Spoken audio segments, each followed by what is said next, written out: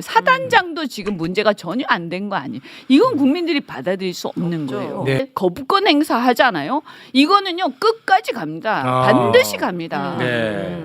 네. 그리고 대통령이 사과도 안 한 거 아니에요. 맞습니다. 이것도 받아들일 수 없는 거거든요. 네. 거부권 행사 하잖아요. 이거는요 끝까지 갑니다. 반드시 갑니다. 네. 이거를 윤석열 대통령이 거부권 행사 안 하고 통과를 시킨다. 그래서 특검까지 간다.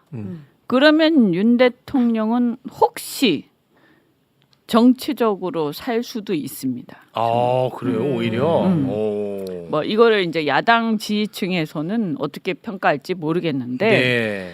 그런데 진짜 그럴 수도 있다고 봅니다. 그런데 만약에 거부권을 행사하잖아요. 난리 날 것 같아요. 그러면요 이거 결국 끝에 가서는 저는 이 정치적으로 결국에는 사망할 거라고 봅니다. 아. 네, 이것으로 인해서 결국에는 윤석열 대통령은 이 끝에 가서 갑니다. 아. 그리고 그것으로 인해서 이제 당장 예를 들어서 거부권 행사 딱 하고 국민 여론이 문제가 막 될 텐데요. 난리 날 겁니다. 네, 난리가 나고요. 그리고 나서 바로 어떤 문제가 바로 터지지 않더라도 쌓이겠죠. 이게 이제 쌓이고 쌓여가지고 한 몇 달은 가겠죠. 몇 달 어떤 여러 사건들이 일어날 거예요. 근데 저는 이것이 하나의 어떤 도화선이 될 거라고 봐요. 이게 자신이 뭐 자기 자신 알겠지. 자기가 여기서 어떤 죄가 있는지 없는지 본인은 알겠지만 알겠죠. 그렇다고 해서 사법적으로 꼭 지금 특검을 한다고 해서 그게 지금 밝혀진다는 보장은 없는 거예요. 그렇죠. 맞습니다. 그럼요. 그러면 특검을 지금 당장 했을 때 윤석열 대통령까지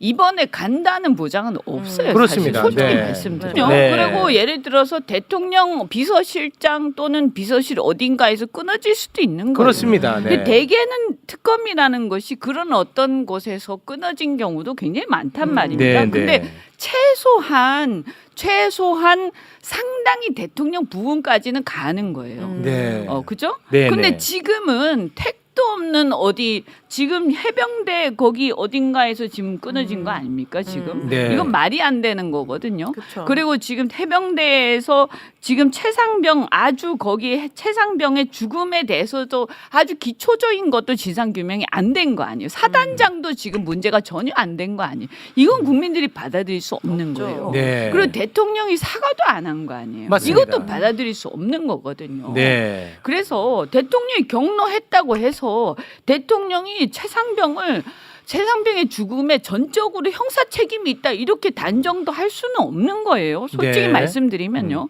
근데 예를 들어서 나중에 대통령이 물러나고 나서 나중에 다 밝혀질지언정 지금 현재 특검한다고 해서 다 나온다는 보장도 없는 거예요.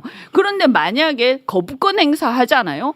이거는요 끝까지 갑니다. 반드시 갑니다. 네.